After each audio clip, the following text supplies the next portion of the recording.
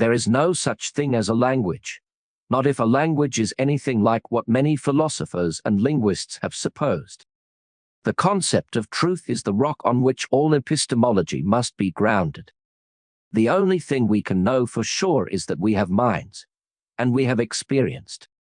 We are creatures of language, but not in the sense that we are determined by it. Language is not something that we invent, it is something that we discover. A person's beliefs and desires are not simply caused by their environment, they are caused by their reasons.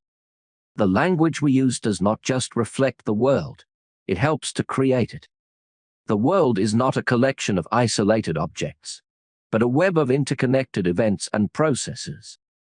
Meaning is not in words themselves, but in the use we make of them.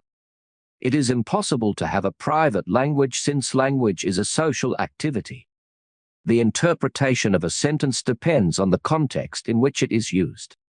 There is no sharp boundary between the mental and the physical. We cannot understand the mind without understanding the body. The self is not a substance, but a pattern of behavior. The fact that we can communicate with each other is evidence that we share a common language. The meaning of a word is its use in the language. Theories of meaning must be grounded in a theory of interpretation. The principle of charity requires us to interpret others' words and actions in the most favorable way possible. Belief and meaning are two sides of the same coin. There is no such thing as a private thought. Intentionality is the mark of the mental. We cannot have knowledge without justification. Knowledge is always relative to a particular point of view. Truth is not just a matter of correspondence with the reality, but also of coherence with our beliefs.